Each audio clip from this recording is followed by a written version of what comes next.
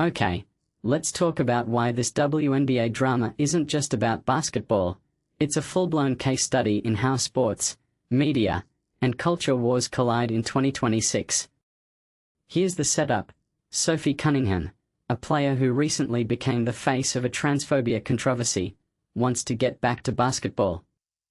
But then, in her next game, she gets absolutely clobbered by DiJonai Carrington, leading to a flagrant foul, ejection, and a fiery social media response from Carrington. On the surface, it's a physical play. But dig deeper? This is a masterclass in how every action in sports now gets weaponized for attention, politics, and narrative building. Let's break this down. First off, Cunningham's entire "I just want to play ball" defense. Let's be real, she's mastered the art of playing dumb while thriving on controversy. Remember, her last viral moment was a brutal foul on J.C. Sheldon that got her branded as the enforcer for Caitlin Clark. Right-wing sites like Outkick wrote glowing profiles calling her a black belt for that hit. So when she says Carrington's foul was just a hard play, it's rich. She knows exactly how the game works. She's built her brand on being the tough player who crosses lines, then acts shocked when others do the same. But here's the twist. When she's the victim, suddenly the narrative flips, and she accuses Carrington of wanting attention. Classic. Because obviously, Cunningham's the expert at getting attention.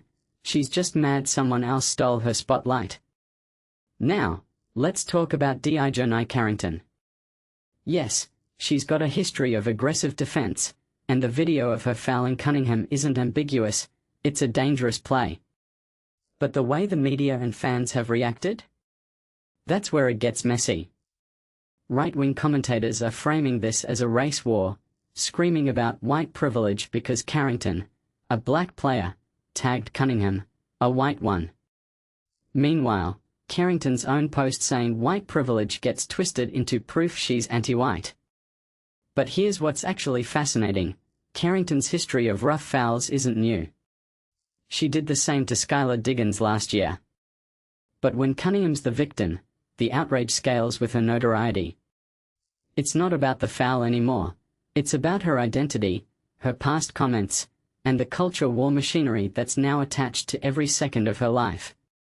What this really exposes is how sports have become a battleground for proxy wars. Fans aren't just watching a game, they're projecting their entire worldview onto every foul, every tweet, every jersey sold. And then there's the hypocrisy of the media ecosystem. ESPN gave Cunningham a profile that paints her as this reluctant tough figure, as if she's not fully leaning into the role. Meanwhile, Outkick is demanding the WNBA suspend Carrington to send a message. But when Cunningham did the same thing last year, flagrant foul, similar drama, she got endorsement deals. That's the double standard when you're a white player with a controversial edge versus a black player who's suddenly a problem. The league's response? Mealy-mouthed. Coaches like Stephanie White call it a hard foul and move on, but the commissioners? They're stuck between a rock and a hard place. Punish Carrington, and they feed the anti-black bias narrative. Don't, and the right-wing outrage machine spins it as political correctness. It's impossible to win here because the system isn't broken, it's working exactly as designed to keep eyeballs glued to screens. But here's the part that bugs me. Why do we let athletes off the hook for their own actions by blaming culture wars? Cunningham's foul on Sheldon wasn't just tough, it was reckless. Carrington's hit on her wasn't justice, it was a bad foul.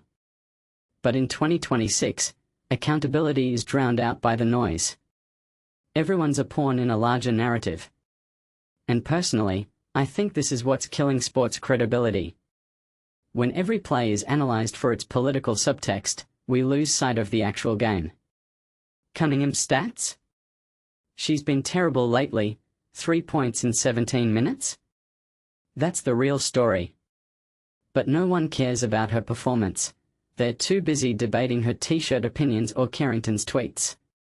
This isn't just about basketball anymore, it's about identity, power, and who gets to control the narrative. And until fans, media, and leagues stop treating athletes as symbols instead of people, the game itself will keep losing. So here's my closing thought. Can any athlete truly get back to sports in this climate? Or is every dunk, foul, and interview now just fuel for the outrage machine? Let me know in the comments. Do you think players are responsible for the narratives around them? Or is this just the price of doing business in the internet era?